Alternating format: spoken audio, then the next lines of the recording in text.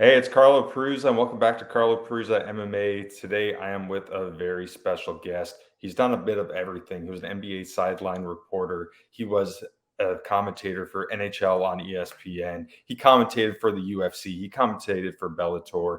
He was the host of Shaq Versus. He now does some commentating for bare knuckle fighting. Usually, he says it's over, but we're just beginning. Ladies and gentlemen, Mike Goldberg. So Goldie, what's I, going on, man? Carlo, how are you, buddy? So I guess really, usually it is all over, but for you and I, finally, here we go. All right, Goldie. So get into this. How did you get your start into television? I mean, you've really done a little bit of everything, a bunch of different major sports. At what point did you say, I want to go this route with my career? In eighth grade, I was a singer. I was a performer in a bunch of rock concerts during my time in junior high school and in high school. So I was kind of the lead singer for our entire group. We used to do these benefit concerts for the American Cancer Society, and I played hockey at a very high level. And so sports and entertainment came together. And back in the day, which would predate you, Carlo, but back in the day, the Jerry Lewis Telethon would have a like one or two local acts an hour that would perform. And so I was part of our group going to Channel 8 in Cleveland, Ohio, and we got to perform. We did a couple of songs, and then afterwards, I watched them do the newscast. And I don't know if you remember the name Vince Cellini, but Vince Cellini was the stud in Cleveland at Channel 8 at the time, then went on to CNN, went on to the Golf Channel. But I stood behind that camera, Carlo, and I saw like the prompter. This dude was just talking about sports. And I'm like, as we were leaving, I said to my mom, I go, that's what I want to do if I don't make it into the NHL. So obviously, number two didn't happen. And I was very fortunate. I was very fortunate because, and I'll tell you, Carlo, my son included, who graduated Arizona State back in June, there's a couple of different paths that he thinks he would enjoy. And really, what I want for my kids is to do something that they love. Everything else will fall in place if you do that. I was very blessed, Carlo, because I knew at a young age what I wanted to go after. So during freshman orientation at Miami of Ohio, I was already applying for a job at the campus radio station. Then I was able to intern when I was in college. Rod Harper, great fame, a lot of rings with Phil Jackson and Michael Jordan. Harp lived in the same dorm as I did at Miami of Ohio. As I was playing hockey, he, of course, was our basketball star. So it was a great time for me to be around. And Pete Rose broke Ty Cobb's record on September 11th, 1985 on a 2-1 pitch. And I was working at Channel 5 in Cincinnati as an intern slash weekend producer at the time. So I knew what I wanted to do. And as you know, Carlo, from doing your podcast, it's an ultra uber competitive business. So at least I had that focus and that drive on one thing, which I believe was a benefit for me and still is throughout my career. So I actually worked at a CBS affiliated station to being a morning photographer. So the glorious 3:30 a.m. to 12:30. What was that grind like for you in local news, and how did that prepare you to get to where you're at today? Well, it's funny that you say that because I was at Channel 40 in Sarasota, Florida. That was my first job out of school. And it was I would say, the abundance of work I did with campus radio that got me in contact through the owner of the radio station in Oxford, Ohio, to a guy who was the president of WWSB Channel 40 in Sarasota. Now, all that meant, Carlo, is that my tape would actually be looked at. Because I used to get these ding letters, bro, that said, "Hey, Mark, sorry, we don't need you. Hey, Marcus." They would just write in the name, and the rest was a form letter. So I got to Channel 40 and I was covering a bunch of football. And about 3 months in, they somehow didn't come to a contract extension with the number one guy. So I became the sports director at Channel 40 in Sarasota, Florida. I'm making a whopping $5 an hour. I took a cut from my bartending job at Chi-Chi's over the summer after I graduated from Miami of Ohio. And I used to literally go out, shoot high school football games, with the big, big blue camera that weighed about 8 million pounds on my shoulder. I'd put it on the sticks. I'd put it on the tripod. I'd pick a spot on the wall. I'd do my own stand up and I would take it back and then I'd edit it, edit the highlights, keep my shorts on because I was in Sarasota. Nobody saw me underneath the set, put my shirt and tie my jacket on and do the 6 and 11 sports. I loved it. I loved it. Was it a grind? Yeah. Was I a one-man band a lot? Without a doubt. But I was doing it. And I knew that every day I did it, I had a chance to get a little bit better at it. And but it was definitely I don't want to say starting at the bottom, now we're here, because Sarasota was a great market to start with because we were an extension of all the Tampa sports. But I started shooting my own stand-ups and now we're here. Let's just say that. So in the 90s, you kind of already established yourself. You were doing the NBA thing, you were doing NHL. Then all of a sudden, I think it was 1997, UFC Japan. You got thrown into working with the UFC. And at the time, the sport was not culturally accepted. I mean, it was getting banned in every state. It seemed like every month. I think that was before Zuffa even bought it. So it was in a totally different place. What did you see in mixed martial arts that made you want to explore that avenue? Initially, a free trip to Japan, an opportunity to do more shows with my buddy Bruce Connell. May Brucey rest in peace. Lost him way too young. But obviously, Carlo, you're an MMA fan, you're a UFC fan, and so you've heard me say more than once, tonight's show, produced by Bruce Connell, directed by Anthony Pasquale Giordano, which Anthony added the Pasquale when his grandfather passed, which I always thought was kind of cool. But Brucey was my guy. Bruce's father, Scotty, was basically one of the forefathers of ESPN, the Entertainment Sports Programming Network. They were all big executives at NBC. About a half dozen came over. And so Scotty Connell was one of the guys on the Mount Rushmore, if you will, of the infancy of ESPN. Brucey was a high-level producer there. He had earned his spot. I did a bunch of hockey games with him. We built a great friendship. Bruce Beck could no longer freelance because he got a job at Channel 4 in New York, which was a dream job for him because he was a New York kid. And Brucey just said, go. They got a gig for you. It's in Japan. You got to take a jiu-jitsu class. And that was it. That's all I knew at that point. And it was just another show to do with Brucey at the time. At that same time, Carlo, I took it very seriously. I didn't understand the entire landscape. As I look back on it now, the late, great Senator John McCain was right. It was human cockfighting at the time, or very close to that. It was not Carlo against Goldie. It was wrestling against boxing or Muay Thai against jiu-jitsu. And we didn't have a lot of coverage. We had DirecTV pay-per-view options. Well, nowadays, that'd be great. Back in the 90s, nobody had DirecTV yet, or very few people did. So there were only a very few people who could even press the buy button if they wanted to. So it was Renegade, but I'm the kind of guy, Carlo, if I'm going to get into something, I'm going to try to be the best I can at it. And that's how I approached it at first. My partner was, man, you know what? It's really kind of sad, Carlo, because I'm 58 years old.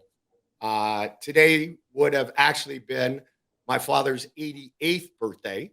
May he rest in peace. Dad lost dad about 5 years ago, 6 years ago. And I say like the late great too many times, and I'll say that about the Olympic gold medalist, Jeff Blatnick. But Blatz was my partner. And so I learned a lot during those early days from Jeff Blatnick. And Big John McCarthy is my big brother for life. John was there at every event. John would help me start to understand the sport more and more each show. At that same time, I leaned on Jeff because I knew my role. My role was to know the fighters, bring energy and enthusiasm, and let Jeff be John Madden, which I did. But like I said, I'm very competitive. My preparation is the most important thing to me. I don't care if it's high school swimming and diving or Super Bowl, whatever. That's the way I approached it. And all of a sudden it got a little scary. Was this our last UFC? Was this our last UFC? Then these guys with a lot of money from Vegas were all of a sudden part of the scenario, part of the storyline. And it changed drastically. There were some times in which it changed really quickly. Then we didn't know what was going to happen. And then who would have guessed where it is today? Now, when Zuffa bought the promotion, did you ever think that it could blow up to be anything close to what it is today? I knew that it would be, I don't want to say, I don't know if better is the right word, Carlo, but I knew it would be recognized in a different way. I knew there was the financial support to do it right. And I knew one thing that was very, very important is that Frank and Lorenzo Fertitta, alongside with Dana, were going to try to make this a mainstream sport. They wanted to educate the world on the athleticism and the respect and high regard that martial artists hold for each other, even though they go into a pretty big fight, oftentimes in their underwear in a cage, that element of respect was very prevalent. And don't forget, boxing's a martial art, wrestling is a martial art. And little by little, I got the idea that we were going to be accepted more because we went from Bay St. Louis, Mississippi, and Lake Charles, Louisiana, to really the a real statement back in the day was when President Donald Trump had the Zuffa Group had us do a show at Trump Plaza in Atlantic City, New Jersey. That was our biggest venue at the time. And as I watched Lorenzo and Frank do their thing, and I knew that Lorenzo had a background with the Nevada State Athletic Commission, and he brought on Mark Ratner. And Mark started to go with Big John and Jeff Blatnick, an Olympic gold medalist, state to state. I knew we were on to something good. But no, I mean, if I were to tell you way back when that it would be what it is today, I definitely would be exaggerating my expectation. Now, was there a certain point when you were in the UFC where you like, oh, there's something special here. This is crazy. Or did you ever have that moment of feeling like, okay, this is going to be larger than life? You know what? I mean, it's the answer that everybody would give, but honestly, Carlo, it's the answer that everybody should give. And it was the Ultimate Fighter finale. It was Stephan and Forrest. I don't know if you know the background. You probably do because you do this for a living. I mean, Lorenzo and Frank were about 40, $50 million in the hole. They bought it for 2 million. They spent 40 or 50 million on it. And there was a late night phone call from Lorenzo to Dana saying, hey, bud, I think we're going to pull the plug. We gave it a shot. It's just not happening the way we wanted it to. And then Craig Pelegian and Spike said, hey, how about a reality show idea? And that's back when Survivor was really big as a reality show. At that time, Lorenzo, Frank, we foot the bill. It was another 10 million to do the show, to stay afloat, and to see where it goes. And that changed everything because it humanized our athletes. Yeah, Diego's doing yoga in the rain, and Koscheck was messing with people in again. The late Stephan Bonner was yelling at Diego for using asparagus heads or whatever the heck it was in his protein shakes. But it changed because it brought us to the WWE formula of success, and that is free TV. Although everybody, Carlo, always wants to say, well, I paid for Spike on cable. All right, but you didn't pay for a pay-per-view. So you had that free TV buildup. People got to know the athletes from a different perspective. And then Forrest and Stephan put on a show that will be remembered as the most important fight in the history of not just the UFC, of the sport of mixed martial arts. And so that night, I left with a pretty good idea that some momentum had been gained. This past year was a good year for the sport of mixed martial arts, but it was also a sad year. Obviously, Elias Theodorio passing away, Anthony Rebel Johnson, and you hit it with Stephan Bonner. You were there that night of the finale. What was that like watching it, being cage side, just seeing that happen? Like, was it hard for you to stay composed during that? I wouldn't say it was hard to stay composed, but it was impossible not to become a fan like everybody else was who was watching it, wherever they were watching it, or if they were inside the venue that night. And I would say more than anything, Carlo, I mean, Joe and I became little kids, man. It was like, are you freaking kidding me? So you want to be an Ultimate Fighter? I mean, the war and the show that they put on was was just, it was the epitome of everything that the sport is based on. A little bit of rivalry. It was more in fun with Forrest and Stefan because it was like on the show, who's the funnier guy. But I mean, they left it all in there. And it was like, wow, this is more than we could have anticipated for the finale. The show itself was brilliantly casted and it was marvelously done. But you can't predict the live fights. And the live fight and the finale for the contract for either Forrest or Stefan became a contract for both guys because of what they left in the octagon that night. And I would say more than anything, I just started to become a fan. Like, holy shit. Like, around with it. And I'd look at Joe and I'd look over at like Lorenzo and Dana and like, wow. And then I remember right when it ended, I went like this over towards Frank, like 2 contracts. Now, I'm not going to take credit for the fact they gave 2 contracts, but it did hit me right away too. Like, give these guys both a contract, that 6-figure deal with the UFC. So I just went into fan mode. I was excited as a sports fan who loves to be entertained by great athletes, just like the rest of the world was during that fight. So I always heard that a rumor following that fight that Spike and Zuffa cut a deal for the next season of Ultimate Fighter on a napkin, like in the back. Is there any validity behind that? I'd say that's 100% valid. And I would say at that point, Spike was asking Frank and Lorenzo what the fee would be, as opposed to Lorenzo and Frank saying, how much do we have to pay you for the next one?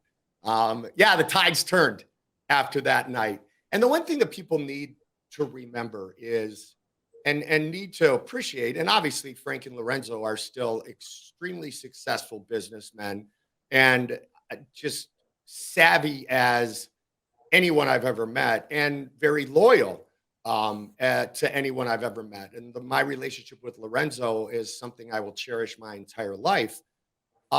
They had already been in big business deals. They knew what was on the table. They knew that they had to pay that 10 million, that the sport wasn't there yet. But then all of a sudden, like many business deals they had done before that, I think it was kind of like, all right, now we got you, Spike. What you got here? What you got here? And so I have no doubt, especially with, being proud Italians and, my word in a handshake is truly cemented. And once there's something written on a napkin or in a 120-page contract, that's going to be the way we go. So yes, I am positive that happened. And I am more assured that it was Spike writing the check after that, not Sue. You and Joe Rogan had such great chemistry in there. I mean, you did such a good job of taking the reins, and Joe filled that color so beautifully. Was that organic? Did that chemistry take some time? Did that take some practice to develop, or do you feel you felt that connection with him right off the rip? It's crazy, Carlo, and I've been asked about that many times. It was instantaneous.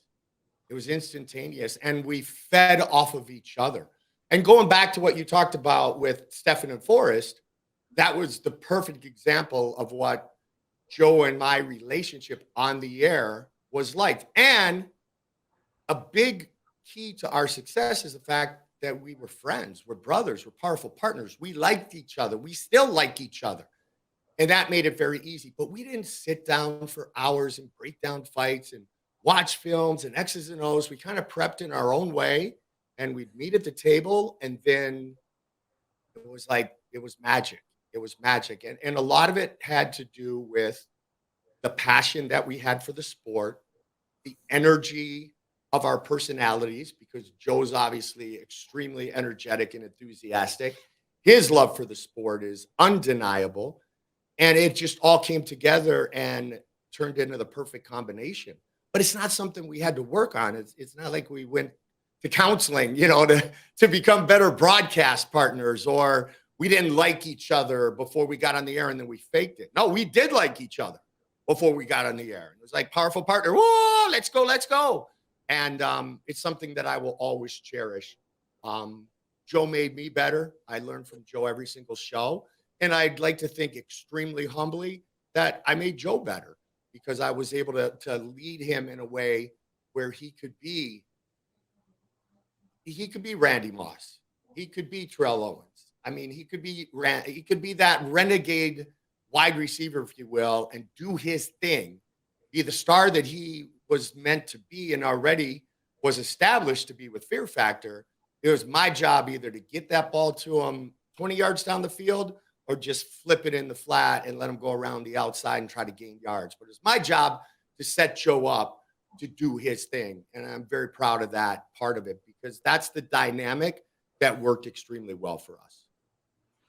So following the Ultimate Fighter, things really started taking off for the UFC. You had guys start emerging here: George St. Pierre, Anderson Silva, John Jones. You know, it was becoming more culturally accepted. It was getting bigger and bigger. But New York was still out of play. It still wasn't legalized in New York. How important for the growth of mixed martial arts in the UFC was getting it legalized in New York, and how big of a battle was that? I'll answer number two first. It was a really long, drawn out battle, but I want to say a lot of it didn't really directly relate to the acceptance or the understanding of the sport of mixed martial arts. A lot more came to the state of New York being a very proud union state, the hotel business, casino business, which included a lot of restaurants in Las Vegas, may have had a format that was a little different than that. So I think that, behind the scenes, there was as much, if not more of that than there was legalizing and approving and sanctioning the sport of MMA in the state of New York. I mean, it was funny back then. And, John Jones became the youngest champion in UFC history at the Rock at the Prudential Center in Newark, New Jersey. But all our press conferences before that, Carlo, you would have thought the show was in New York because Dana and the guys, they would do anything they could to make it be New York, New York, New York. Then we'd cross the river and we'd put on the show. That was the delay. Anheuser-Busch came in before Madison Square Garden came in. I always say the turning point was when AB signed on with the UFC, that meant we were one of the mainstream sports in their mind because Anheuser-Busch wasn't going to jump into a renegade sport, if you will. It was going to jump into something that they believed in and something that was accepted by the public. Now, was it critical? I don't know. I honestly, I don't know if it was critical, but was it amazingly cool the first time we walked into the world's most famous arena and I saw the octagon assembled in the middle and we did a UFC from MSG? Yeah, that was pretty awesome. That was pretty awesome and very special. And I had done hockey and I had done college basketball inside Madison Square Garden. But I was with the Bulls. I was with the Bulls during the early 90s during those great series with the Knicks against Ewing and Oakley and Starks and obviously Michael and Scotty and Horace and Pax and Cartwright in those battles that they had, especially with Charles Oakley being a former Bull. So I knew how special that place was. I always got the buzz from being in Madison Square Garden. So all of a sudden the octagon being there, yes, that was pretty special. In the big picture, I don't know if Madison Square Garden opened the gates to other places or if it just became another spectacular venue that was able to host the Ultimate Fighting Championship. So, in addition to New York, another spot that had to fight to get legislation was the province of Ontario in Canada. So, I'm Yeah. originally from Toronto, and as you know, by covering hockey, Canadian sports fans are very, very passionate. Obviously, with hockey, I mean, it's like a religion there. But I remember growing up, I was in high school, UFC 129. Finally got it regulated. Rogers Center, George St. Pierre, Jake Shields. First time in North America, you had 50,000 plus fans in there. I wasn't at that one, but how amazing was that? It was incredible. And I apologize for looking down and getting warm in my office and I turned down the heat a little bit. In Phoenix this time of year, we're such babies. I mean, it gets to, 68 degrees and we're triple layered with heated vests. So sorry about looking down for a second. I think it was more like 80. And I'd been at Skydome, and you say Rogers Center, which was appropriately right. But to me, it's Skydome. I was there when the White Sox played the Blue Jays for the ALCS. I did the CFL on ESPN too, when Flutie was playing for the Argos. My ex-wife is Canadian. I'm a hockey player. I played hockey my entire life. So we always played in the province of Ontario because I grew up in Ohio. I went to hockey school back in the day in St. Catharines, which is where my head coach was from. He was on the 1958 Montreal Canadiens Stanley Cup championship team. And I know, Carlo, even though we're just meeting officially today, I know that you know that truly at heart, I'm a hockey player. I mean, I have my MMA stuff back here, but Jumbo's right there. The 1996 U.S. Olympic team is right there. Gretzky and Holly are in the other room. And Marion Gabrick, we got the Gabby jersey because I was the first voice of the Minnesota Wild. And of course, Marion Gabrick was the first ever pick of the Wild. It was huge. And I remember that night, Carlo, going like this. Like, what is like Joe and Joe as well? Like, this is crazy. This is crazy. All these people gathering for MMA. Now, was I surprised that Sky Dome filled that night? No, because I've always said, Carlo, and much to your point, that Canada saved the UFC. Because during those days in which we were restricted to just the direct TV pay-per-view model, if you will, in the US, Canada was still wide open to, on many outlets, buy the pay-per-views. And you did. And because of that, for Bob Myrowitz back in the SEG days, Canada kept us alive just long enough to hand the baton over to Frank and Lorenzo, and the rest is history. But man, I'll tell you, I mean, I did enough hockey up there. Like I said, I've been there. My son, he was born in Atlanta. He's a hockey player, but he thinks he's Canadian. I want to smack him all the time. World Juniors, blah, blah, blah, blah, blah. And I'm like, come on, dude. Like 2010 Olympics, we go to the semifinal game. We come back home here to Phoenix because Cole had a game. He was a sport then. And he starts chanting Lou. And I'm like, dude, what are you doing? Like, Lou. I'm like, Cole, here's the deal. Your mom will tell us when it's time to get you a car. I will decide what type it is.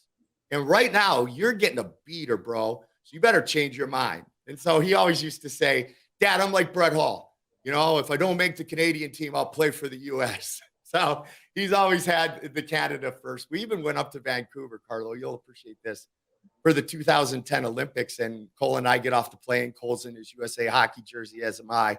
And Grandma Mickey, my ex-wife's mom, has a Canada jersey, Team Canada jersey for my son. And that little shit took it off right away. Like, he took off the U.S. jersey, put the maple leaf on, and I'm going, dude, like, come on, bro. But it's actually really fun because I love Canadians. Like I said, I spent a ton of time up there. So that night, I was not surprised at all with how special it was. For me, there was a little bit of that Madison Square Garden feel, though, unlike maybe for other people. But for me, because I had been there for the Blue Jays and the White Sox back in the day in that ALCS, because I had been there for the CFL. I remember the one night the Blue Jays were playing. I stayed at that hotel, that famous hotel where those people got caught in the window years ago, having an intimate moment, if you will. I stayed in that hotel and I opened like the curtain the next day, and the baseball field was a football field for the Argos. And I'm like, wow, how do they do that? So it was a very, very special night. I never really understood why Ontario was so slow to buy in. Quebec was very quick to buy in, and I'll give you three reasons for that: G, S, and P. And then BC and Alberta, and then obviously we're in Winnipeg. We were everywhere. But that was a very, very special night. And you, as a guy from TO, you understand exactly how special it was. So this is actually the second time that we're meeting, Mike. I bumped into you at the Westin Hotel, day of UFC 206, Pettis versus Holloway. You took a picture of me and I asked you a question. I asked you, how does it feel like to have hockey highlights on almost every channel? And you said, effing right, bud. The Westin Bayshore? Yep, that was it. There you go. Right across the street from the NHLPA offices, which I would always go and see my buddy Devin Smith and get some swag. His father, Ron, was a coach in the league for a long time, as you know, being a hockey guy. I'm sorry that I forgot that moment, but I remember as a hockey broadcaster as well, Carlo, ESPN was horrid. We didn't have the NHL network. And so even though ESPN was our carrier of the the NHL on a national basis, they'd be like, oh, game 7, triple overtime. But first, Yankees, game 3 of the season. Let's go to the Bronx. Like, whoa, what's wrong with this? And I used to go and we would be in the hotels for a game, either for Edmonton, Calgary, Vancouver. I don't know if Winnipeg was between teams or not then, or if they were getting ready to go to Phoenix for the first time. Obviously, TO in Montreal, and just watch TSN over and over and over. And then Sportsnet came in and you would just watch the highlights and they would have interviews. And it's like, wow, this is godlike. This is great as a hockey guy. And I watched the same highlights for 4 hours, but I definitely was up to speed when I hit the air that night if it was an NHL broadcast. So yeah, that was a great question. And I'll answer it the same way I did many years ago. F&A right, man. That's what it was all about. Now let's stick with the Canadian theme here a little bit, some more. So I kind of got spoiled. I tell people, they ask me, what was the first show you've ever been to? UFC 165 in Toronto. Main event was John Jones versus Alexander Gustafsson. Biasly, I think that's the greatest fight in UFC history. I'm going to stick with it to today. But when obviously you were cage side with Joe for that one, at the time, that was 2013. The sport was getting bigger and bigger. But do you think that fight kind of pushed it through a little bit? I think that was right before McGregor was starting to come out. Do you think that did a lot for the development and growth of the sport? I think it accentuated a lot of points of success and showed the true vast amount of skills that the fighters that went into the octagon had. And I love that you mentioned that fight because I was in Stockholm many months before that, and Alexander Gustafsson fought at home. And I said at the time, if anybody is going to give John Jones a fight, if anybody is going to challenge the youngest champion in UFC history, it's going to be Alexander Gustafsson. And I want to say I did the show with Brian Stan. It wasn't with Joe on that one, or Kenny Florian. Nonetheless, social media just, loved me so much and felt that I was so knowledgeable. They're like, what are you talking about? That's the stupidest statement ever. And I simply was making the point that Gus was 6'5". Jones is 6'4". It was going to be the first guy who could actually get through that bubble wrap that John protected him in and touch him. And it turned out that I was actually right on that one because it was one of the greatest fights in UFC history. And until the more recent fight, in which could have gone either way, it was the toughest test that John had in his career. And then he mowed through a lot of people afterwards as well. And really, the fight against Matt Hamill should have been stopped before the 12-6 elbow. The fight was already over. So if the ref would have stopped it at the right time, there wouldn't have been a DQ in that one either.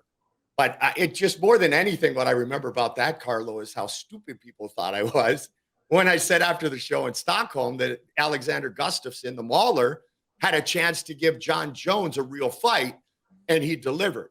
And I'm sure at that point I was still a lot of piss and vinegar and got on social and told him I was right. So a lot of people forget about that night is obviously you have that crazy main event, but the first fight of the main card was an emergence of another now legend in the sport, fought Pat Healy. Remember who it was? Man. It was Habib. Really? Yeah, Habib fought Healy that night on the same card. Was the first night. And I remember I was with my dad watching that, and I'm just seeing him, and it's obviously using that Dagestani wrestling at the time. No one had ever seen it.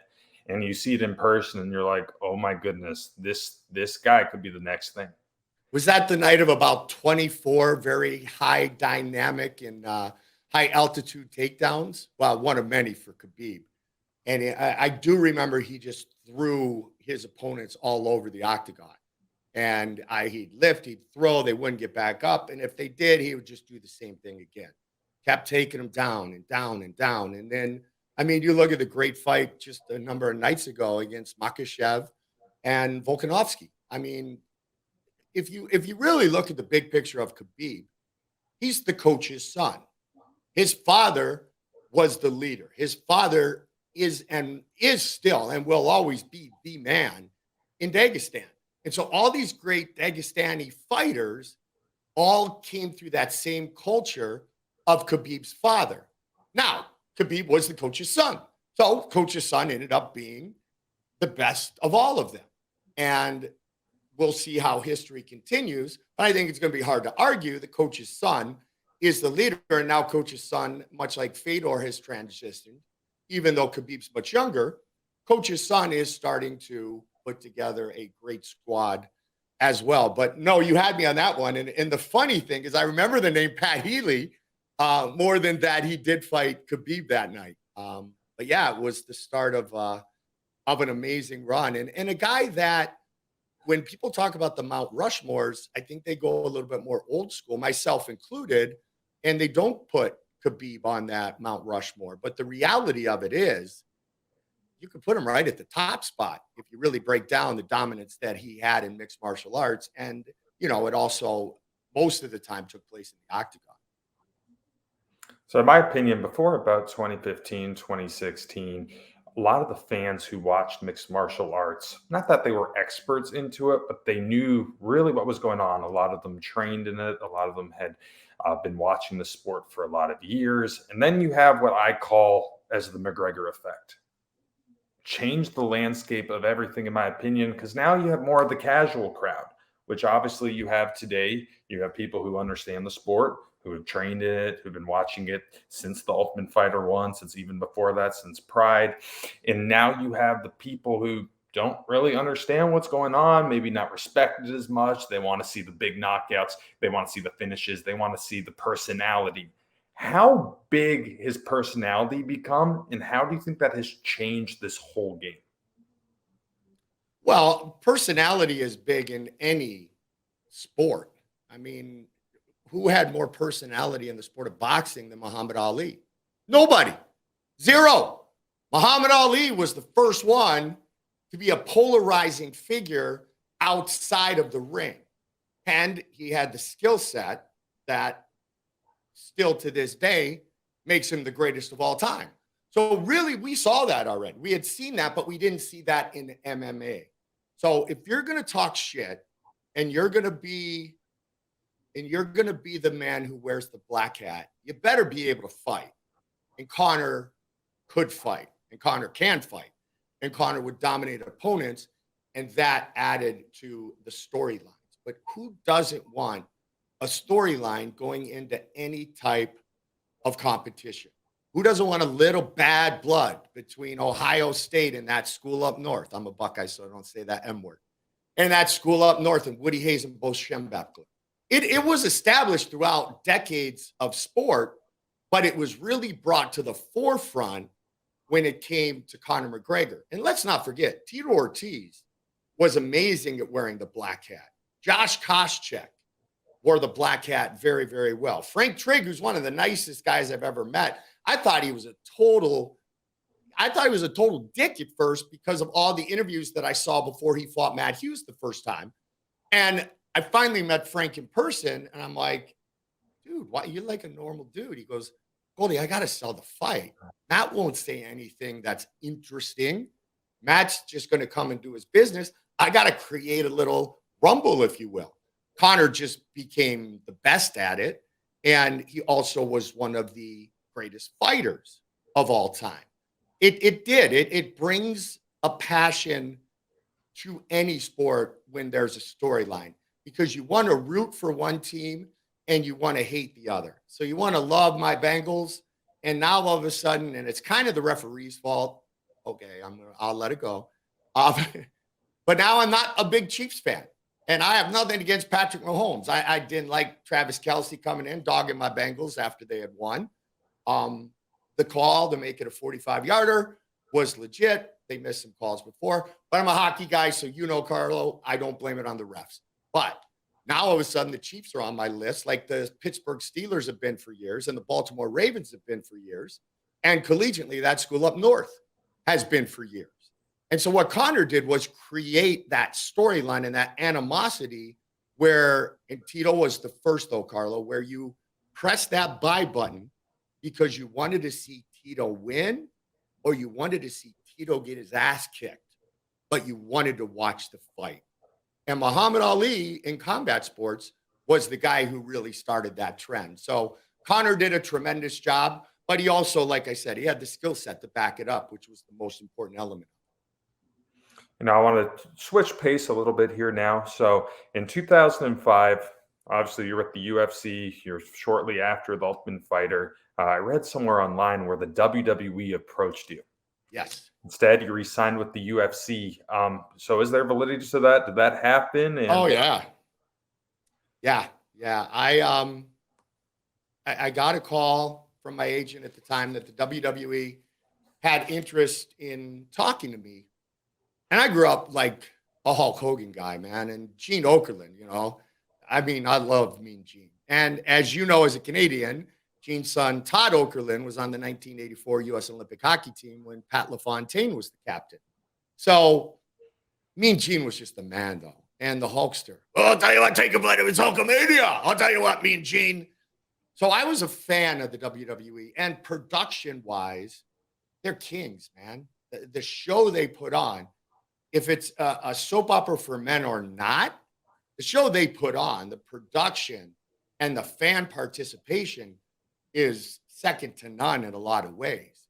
So I was honored when the WWE looked at me. And I remember going into their executive producer's office in Stamford, Connecticut at the headquarters of WWE. And Kevin Dunn had a stack of UFCs sitting there. And they had done their homework. And they offered me a 3-year deal. It was a good deal. It was a lot of security for my family, for my kids.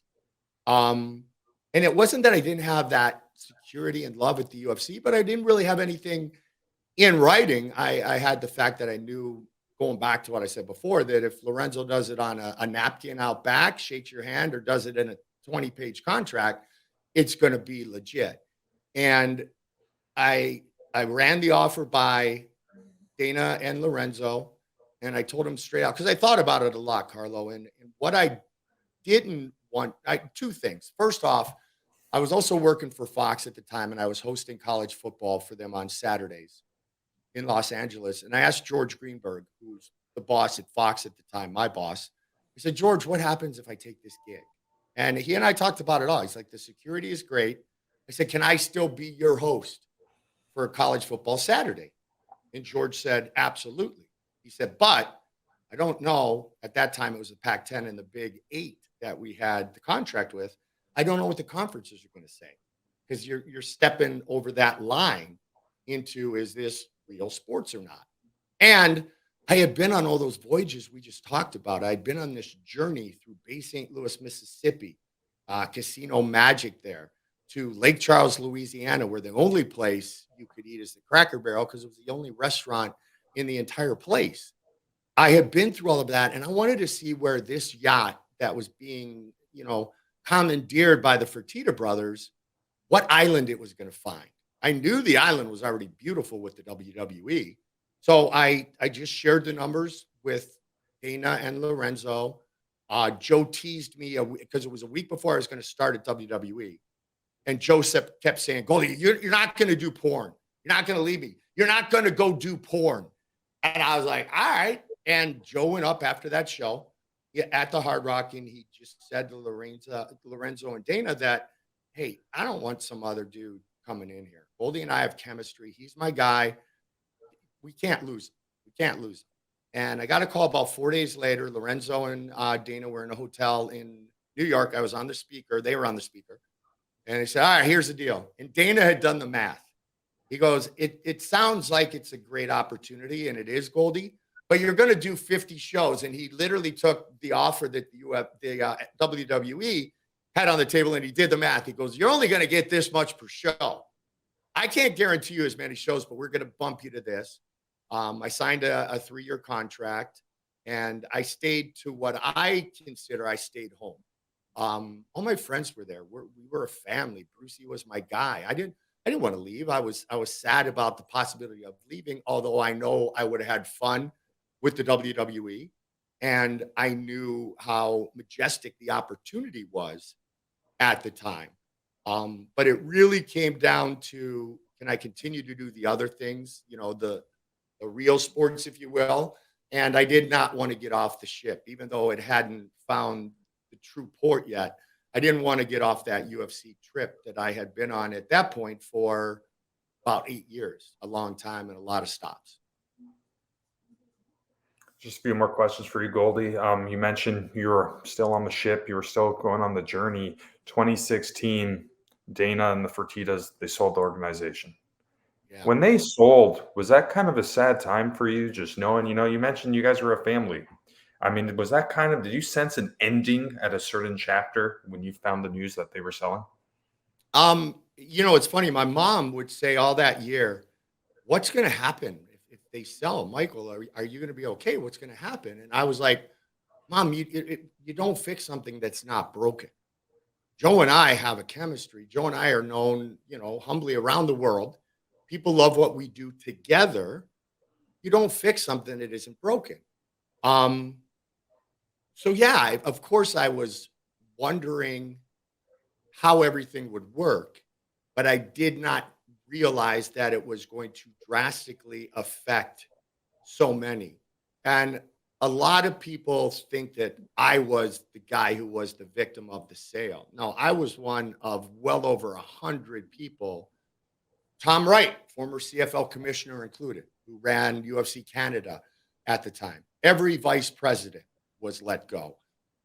Matt Hughes and Chuck Liddell were let go, as well as social media, merchandise, executive assistants, people that are no less important than I was to the UFC. We all lost our jobs because the first interest payment for the new ownership on a loan of 4.2 billion was 170 million dollars. And they had to somehow cut. And I mean, they're an entertainment industry. So they had people who could do certain jobs that the UFC already had people for. So it turned out to be a real D-Day. And yeah, it affected me directly, which absolutely sucked. But it affected a lot of people. And I know that although when you're in business, you understand that things are going to change if you sell one of your businesses. I know deep in my heart that seeing that family that Lorenzo had built over all that time, seeing it just getting shattered, that bothered him and probably still does bother him. Now he's a businessman, so he understands that that was a possibility of something that could happen. But that was a family that was handpicked by Frank Lorenzo and Dana over the years. And all of a sudden it was being torn apart like a bad hurricane coming through Las Vegas. And for those of us who worked as 1099s, it found our homes as well. Um, it became a lot more. I mean, tragic is a word that is not life or death, but it was a life altering sale for a lot of people. And like I said, I'm no more important than Chad Hurley, who was our merchandise manager at the time, who also lost his job when the UFC got sold. A difference that I noticed is when I was growing up watching the sport from, say, 2000 to about 13, 14, there weren't many fight nights. You'd Right. sometimes you get maybe a fight night for a while. There's maybe one fight night a week, and then you have the UFC pay-per-view every month. People are all freaking out. Everyone knows everyone, and now there's just so much of it. And it's not just the UFC. You have your Bellators, your PFLs, all these regional promotions. And it is great. It is wonderful for the development of the sport and to be a major sport. I think we need it. But to me, I feel like that mystique is gone now. Do you have that sense at all? Do you feel like the mystique isn't there like it once was? And do you think that could be because of new UFC ownership? Or do you think it's just the sport of growing? Um, both, both, and this is not like I blame the new ownership, but when you spend that much money, Carlo, and you need to get revenue streaming more consistently, you put more shows out there, plain and simple. So, I mean, the deal with Fox was up when the sale occurred, and then they signed with ESPN for a lot of money. So ESPN's like, hey, you got to give us a lot of stuff that we can sell and make some of our money back. Um, let's go back to the point that you made. At a certain time, fans started to understand the sport and they started to understand it as MMA, not as wrestler against boxer, jiu-jitsu against Muay Thai.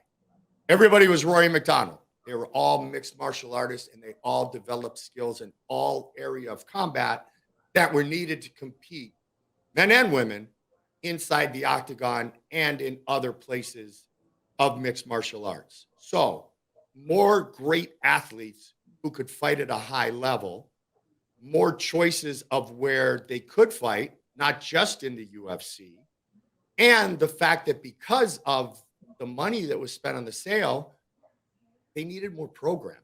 They needed more programming. Has that taken a little bit of the mystique away from it? Yeah. Yeah. I definitely believe that's the case. And I definitely believe that you are 100% correct. Now, do I blame the athletes? No. I mean, it's not anybody's fault. But back in the day, we were like the NFL. You waited for Sunday, man. You waited for Sunday, and you had a certain amount of games and you had a certain amount of teams. And that was it. You had a certain number of weeks in the season, and then you had the playoffs, and then you had the Super Bowl, the most watched sporting event in the history of life. That was how the UFC was back in the day. So every time Joe and I would get ready to do a pay-per-view, Carlo, I felt like it was Super Bowl Saturday because it was. And that's how the fans felt. And now you have Super Bowl 30, you have Super Bowl Saturday, and then you kind of have a Super Bowl wild card / regular season game the next Saturday. And yeah, and it's a testament to the great athletes because people can say what they want about Bellator or One or PFL or Brave. I mean, go down the list. They're all great fighters, man. They are all great fighters. Now, does everybody want to play on Sundays? I always said the UFC is like playing on Sunday. Of course they do. Of course they do, because that's the platform that people think, oh, he fights you. Carlo fights UFC. No, Carlo is a mixed martial artist who competes for the Ultimate Fighting Championship. But then again, you don't use tissue paper, you use a Kleenex. So yeah, is it oversaturated at this point where it's hard for people to keep up with it? Yes. But are there still those marquee nights like the one we saw in Perth a couple of nights ago? Most certainly there are. It's a double-edged sword. I'm glad that more athletes have the opportunity to do something that they love and compete at it in a high level. I'm glad there are other organizations where athletes have a chance to have a little negotiating power. On the same hand, you're absolutely right. It would be like saying, all right, the NFL is going to play 6 days a week now, which means Sundays aren't that special anymore. And I think that would be a good analogy to what you and I are talking about. Another double-edged sword, I think, that you now see in this day and age is money. Obviously, the Yeah. UFC, all these different organizations are making a lot more money on the product because it's so much more culturally accepted. People are watching it. I mean, I remember when I went to UFC 165, I think you could have got an upper level ticket for $50. Now for a UFC fight night, the cheapest ticket's like $250. I mean, it's increased. Fighter pay is something now it's starting to go up, and not everyone's happy with it, but it's more than what it was 10 or 15 years ago. But a caveat to that is I find now fans they're under a paywall. Everything's gone more. UFC pay-per-views have gotten more expensive to watch the fight nights. You have to subscribe to ESPN Plus. PFL is doing their Challenger series on different streaming platforms. I mean, Bellator, I think, is with Showtime. I mean, it's all these different promotions doing it. There's more money behind it that the consumer needs to pay. Is that a concern for the sport, or is that something that just comes over time with the involvement and growth of it? Joe Burrow is about to become the first $500 million quarterback in the history of the National Football League. I'm a Cincinnati boy, as you know, but he is. He's going to get that $500 million contract, and he should. But yet in the NFL, it's okay. It's okay because, again, let's go back to the limiting number, and there's only a certain amount of athletes that are elite enough to play on Sundays. And the ones who are the greatest in the world are the ones who should earn that money. But let's look at what networks pay for the rights to the NFL and what networks pay for the rights to mixed martial arts, even at the highest level. I mean, we're talking about billion dollar television. So, yeah, it's tough to find that balance. If a company becomes more successful, like in combat sports, at the end of the day, they become more popular and more successful because of one thing, and that is the fighters. Plain and simple. You can do everything you want to do. Conor could have talked until, well, he did talk until his face was blue. Then he talked some more. But if he was no good when he got into the octagon, he would have just been, flapping lips, man. So the athletes that have helped to make this sport so profitable should share in that success. And you see it in every other sport. But the problem is there's so many fights, much to what we just talked about, Carlo, that everybody can't get that same amount of money. And now, much to your point, you're kind of being asked as a consumer to pay like you're going to the Super Bowl, which if your team's in there, you'll say, all right, honey, we're not going on family vacation this year. We're going to Phoenix for the Super Bowl, but it's all the time. And so there's a really wide gap that it makes it harder to keep up with. It also makes it tougher unless you are truly, truly in front of the TV all the time to keep up with all the big events. Now, I've always said that mixed martial arts fans, there's no shallow end of the pool, myself included. You're either in the deep end like you and I are, or you really don't care. But still, even us in the deep end, Carlo, there's times where it's like, who? What? They're headlining? From where? What? Where can I see it? On Paramount Triple Plus. And I love my time at Bellator, and I love Scott Coker. But it definitely has grown exponentially, which is much to what you and I talked about. It's a double-edged sword. There's good parts about it, but certainly there are tough parts about it as well. Drifting away for MMA, another thing that you did is you were the host on Shaq Versus. How did you get to build a relationship with Shaq? How did that all come about for you?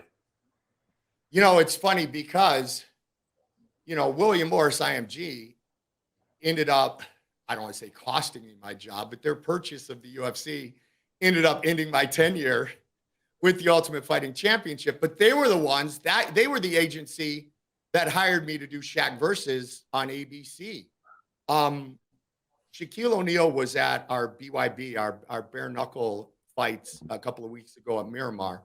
And he and I developed a great relationship when I did his show at ABC because he truly is just a big kid. And he's a huge fan of combat. And we just got along great. And he sat down at that table, Carlo, and he started talking about how they were, going to do this show, and somebody at, William Morris IMG. And at the time, that agency was brokering and representing the UFC in a lot of their TV deals with Fox and other networks. They didn't own it yet, but they were a big part of the puzzle. And they mentioned my name, and Shaq said, I was like, the Goldie, like Mike Goldberg, he makes more of that. You mean Mike Goldberg from the UFC? Yeah, I wanted to host my show. And boom, I was like, are you kidding me? ABC, Shaq versus Michael Phelps coming up next on ABC. I was like, damn, I'm like Al Michaels right now.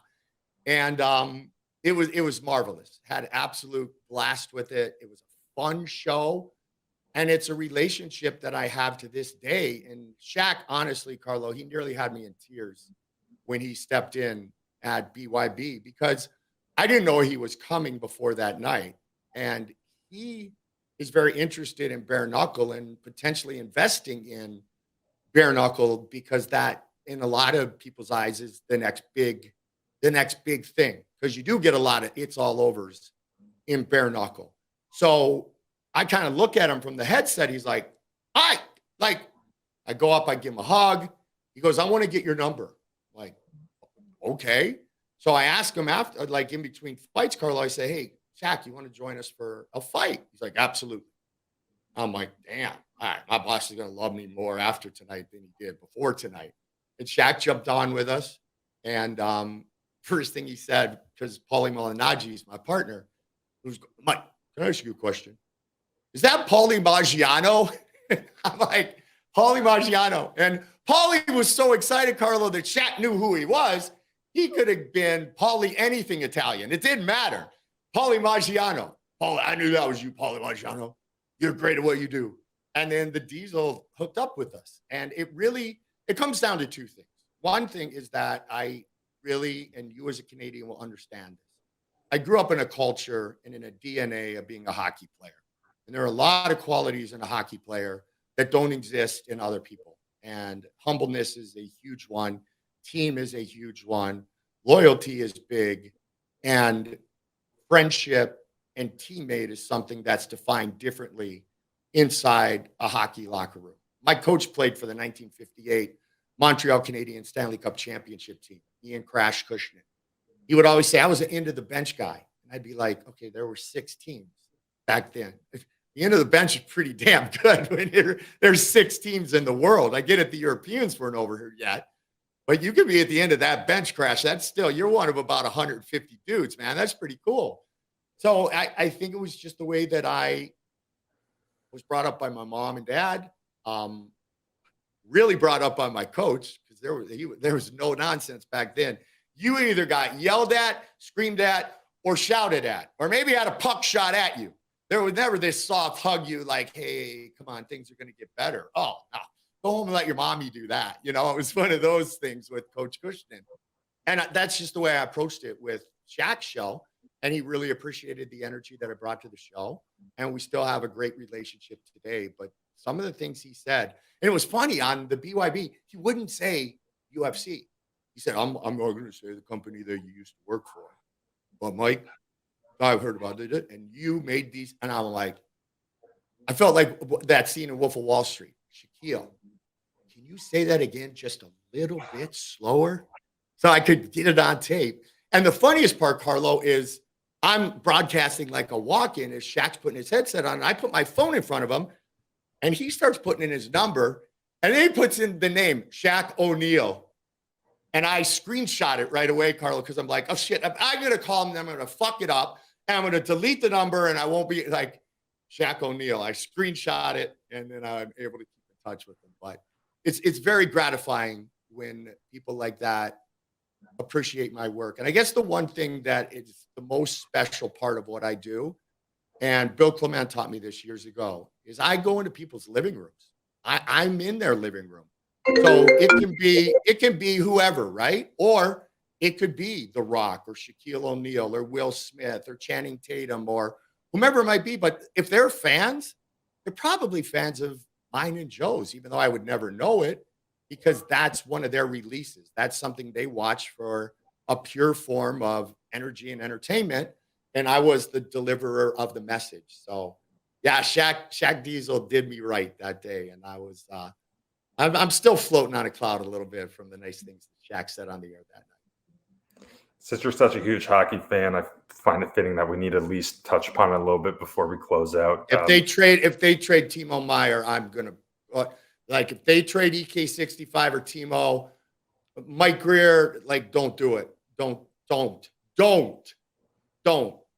Okay, go ahead. So actually, I saw before we did the interview today, I saw some rather sad news actually. So growing up from Toronto, a lot of people think that I should be a Maple Leafs guy. You know, never really wanted to cheer for the Leafs growing up. Everyone else did. 2005, some kid out of Russia from the Russian Dynamo League came in named Alexander Ovechkin. You might have heard of once or twice. Once or twice. So I think he's number 8. Yeah, he's great. But look on Instagram today. Apparently, his father passed away today. Yeah, which was a bit of a sad moment. But guy like that, you have one of the greatest records in sports. You have Gretzky's goal record. You know, when Gretzky did it at a time when goals were kind of at a premium, the game was a lot different. And now the skill level, like in anything, goalies are a lot better. Equipment's a little bigger. I mean, it's harder to score goals now. You don't see these guys putting up 200 plus points anymore. You don't see no 80 goal scores anymore. It's just not going to happen. Things have evolved. Do you think he gets the record? And how huge for the game of hockey will that be? I do think he gets the record because I do think that he's still in great shape. He still loves the game. His body is still healthy. And may Mr. Ovechkin rest in peace. We all get to a certain age where we lose the ones we love the most. And I did know that happened, obviously, Carlo. And, you know, both you and I read that, you know, that Alex had taken a leave of absence from the team for some family stuff a few games back. Is it a bigger deal than when Holly did it or Gordy did it or Gretz did it? Yeah, it's a different deal. It's a different deal for sure, and it has a lot to do with the longevity. Now, would Gretz have scored more with that stick that Ovi has? Probably, but that bad Titan that would like you couldn't break it if you wanted. I remember I got a Titan a couple times in like Kiwis or Bantams, and I hated the stick. And I tried to break it when my parents weren't. Look, I couldn't even break the freaking thing because I was a Sherwood 50/30 guy back then. I'm old, but I mean, I couldn't even break the dang Titan. But obviously, the Jova helmet is the great one.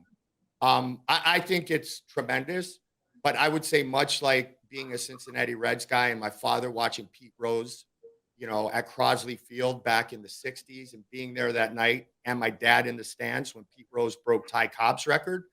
I would say it's one that you would have said, there's no way. Nobody's going to play long enough. Not so much nobody's going to score enough, but nobody's going to play long enough. And how is that one timer? Honestly, that one timer is not that much different than Holy's one timer. And I'm talking Brett, not Bobby, although Bobby's was pretty badass too. We just lost the great Bobby Hall as well. I'm very close to Bart Hall, his youngest son, and I have a good relationship with Brett. But I mean, I met Bobby many times and just a perfect gentleman.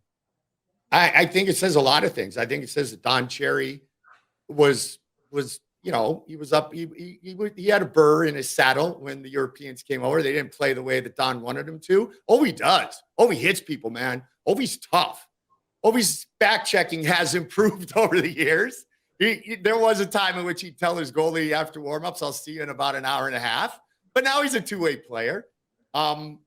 It's amazing. It's an amazing feat. I thought it was tremendous, as I know you did, when Mark Howe sent the video message telling Alex how proud his father would have been of him, that Gordy would have passed that baton with class the same way that he did to Gretz years ago. But I was just taken aback by the video that Mark Howe did and the fact that he looks like his dad, obviously. Well, yeah, it's his dad. It's tremendous. It's tremendous. It's sad when anybody loses, a member of their family. Unfortunately, it's part of life. Unfortunately, it's something as we get older, we talk about more often because it's just the human clock. It's eternity. But yeah, I think Ovi's going to get it unless something, knock on wood, it doesn't happen. But unless something happens and he blows out a knee or something, and I hope I don't jinx him, he's still healthy enough and that team still has enough firepower. And there's going to be enough power plays for him to be in that spot that I really do believe that he can catch and pass Gretz. I guarantee you one thing, and this is going to be the truth, that Wayne Gretzky will be the first man to congratulate Alexander Ovechkin. When or if, but when it does happen, the first call Alex will get will be from Wayne. In fact, when he gets close, if I were a betting man, I would say Wayne would be in the stands for all of those games, watching the Grade A do something that 20 years ago we thought there was no chance that anybody was going to do. So the 2005-2006 era was, in my opinion, a huge era for both MMA. Obviously, you had the Tough, the Ultimate Fighter, and it was huge for hockey. You had the shortened lockout season the year before, 2005-2006. You have one of the greatest draft class ever, led by Sid the Kid in the Grade 8. So I can't believe it now. We're like 18 years into their career. At this point, who won the battle between Sid or Ovechkin? Who can you? Wow. If you want to base it on the greatest trophy in sports, you got to give to Sid, right? And it's Alex got his, and there may not have been a more entertaining player to have his time with the Stanley Cup than Ovi did. That was awesome. That was awesome. And I was blessed in 1997. I was the Red Wings voice when the Red Wings won their first cup in 42 years. And I got to drink out of the cup. And Larry Murphy, of all people, good Ontario guy, Larry Murphy held the cup for me. I drank out of Lord Stanley's cup. It was like, wow, this is crazy. I would have to say you give it to Sid if you base it on rings. But does that mean that, I don't know, Jeremy Roenick, that Joe Thornton, that I mean, we could go down the list, aren't in that same class because they didn't win Stanley Cups. No, I'd say that Joe Thornton's the second greatest passer, or maybe tied for second or third with Oatsy, Hull and Oates, after Gretz, of course, in the history of the game. Jumbo, and look at that year. You had Jumbo 1 and you had Patty Marlowe 2 in 97. So yeah, it was an amazing time. I would give Sid the nod slightly because of the overall success and the Stanley Cups that have come his way. And the one thing different from Sidney Crosby and Alexander Ovechkin are the concussions. I mean, basically, the league got changed for the better because of the punishment that Sid was taking and the concussions he suffered. And basically, what happened is the equipment got better, much to your point before. But all of a sudden, these great athletes who were already Ironmen put more iron on. Their shoulder pads aren't the same ones I grew up with. Mine were flimsy as could be. This is just another layer of armor. And the league changed it for the better because of, one of their main guys being at the forefront and taking those big hits. The one thing that is in common with Sid and Alex is those guys have taken a lot more punishment than a guy who knows nothing about hockey knows and will ever know. The slashing, the hits behind, that old cross check right above the pants. Oh man, they've been beat up. They're tough dudes. And I remember the first time I met Sidney Crosby. We got a picture. I put my arm around him, and he's not the tallest dude, as you know, but his trap, Carlo, was like steel. I'm like, damn, all right, this makes more sense now. But I would give Sid the slight edge. But I suppose if Alex breaks Wayne's record, man, what do you do then? What do you do then? And if the Caps win another cup, then we really got a debate. One that Connor McDavid might solve a number of years down the road, or maybe Austin Matthews and your Leafs will. Well, they're not your Leafs, but that the Leafs will do something that hasn't happened in Canada. Yeah. I think you might want to maybe talk about Connor Bedard here a little bit. I mean, it looks like this kid is the future. So every Sharks game, because we've struggled the last few years, I'm either watching it or I'm texting with my son. We're huge Sharks fans, and it started with my relationship and Cole's relationship with Jumbo, which started with Jumbo coming to a UFC. It really started before that. I used to work with Randy Hahn in Chicago, and Drew Remenda. A lot of people don't know, Drew has a black belt in about 5 different forms of martial arts. So he was the one guy, Carlo, when I was doing hockey, that we talked about the UFC with. Nobody else knew anything about it. So the Sharks are our team. And anytime they pull out some sort of win, Cole is mad. And every time they blow a lead or we lose in overtime or something, he goes, Dad, Connor Bedard, Dad, it's okay. We want to suck this year. Connor Bedard. I'm like, bro, it's hard. It's another year watching my Sharks struggle. But man, watching that kid at the World Juniors and the move he made in overtime in the semifinals, and obviously they bettered my home country. I hope he is the next very special player, and it sure seems like he is, because the kid's amazing. And the one thing that he has in common with McDavid and Matthew, he doesn't have the size that those guys have, but he skates like those guys do, and that's the thing that is so beautiful. And going all the way back to when I was a kid playing in the 70s, when I was a squirt or a peewee. Can't skate, you can't play. Plain and simple. Shoot all you want, but you can't skate, you can't play. And the game that we get to watch today, and the game that you and I love so much, is the best version that it has ever been. The sauce passes that they make in what should be an ultra dangerous area just blow me away, especially on the power play, right? Like a little bit of sauce. And last night I got to see Sid and the boys beat my Sharks, which, like I said, Cole's probably happy about, because he thinks it's maybe one loss closer to Connor Bedard being in teal. All right, Mike. So I got one last question for you.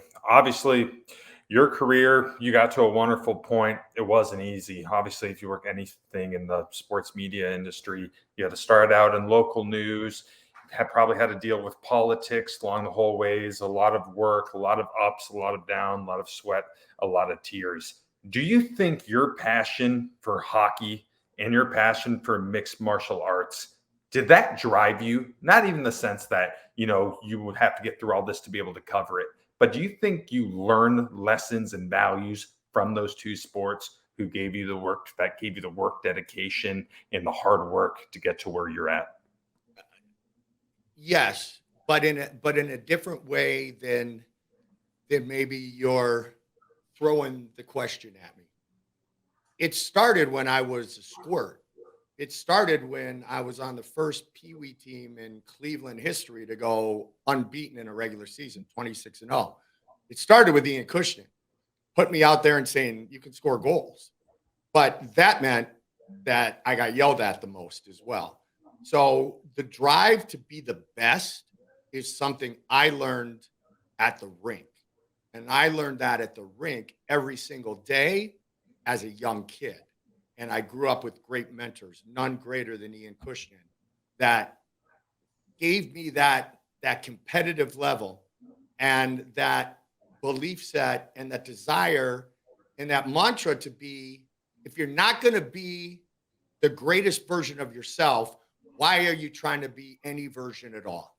And so that's the competitiveness in me that has driven me to try to be Olympic level, world class level, a one percenter in the sport of sports broadcasting, as that is my profession now. So that's in my DNA from my hockey days, but certainly the NHL, Michael Jordan, the NBA, the college football, the college basketball, the MMA, it's all been a platform for me to remember one thing and one thing only. Don't get outworked. Don't get outworked. Because the minute you start to think, oh, I know this guy. I know Carlo. He's fought before. I don't need to check his bio. And you've gone to a new gym and a new bunch of trainers and I didn't study. Well, that's bad on me, man. So it's that competitive nature. It's that diligence with preparation that has helped me, I believe, have the success that I've had. And I will also tell you, and you would know this as a good Canadian and as a huge hockey fan, when you look at the culture and the DNA of a martial artist, it's very much like the DNA of a hockey player in a badass 7-game series in the playoffs. And what's the greatest tradition of hockey other than hoisting the cup? It's handshakes. And it's just, it encapsulizes in MMA, other than the Poirier fight, even Connor, that they go at it, and they fight for their family, and they won't be denied. But at the end, martial artists are taught to shake hands, and handshakes are the greatest thing in the NHL. And that, more than anything, Carlo, is the reason I believe I've had the success I've had in mixed martial arts, because I understand the athletes, because I grew up as that type of athlete. I'm not as tough as them. They'd all kick my ass. But if we get on skates, I'm going to get the majority of them. Well, Goldie, I can't thank you enough for Thank taking you. the time, sitting down with me. You're a huge inspiration to me, and I hope you nothing but the best for 2023 and beyond. But I'll let you do the honors to close this one out. You got it. Carlo, first of all, great interview, great questions. And thank you for being persistent so that we could get this done. I apologize. It took a little while to make it happen, but we did. It turned out great. And now it is all over, just like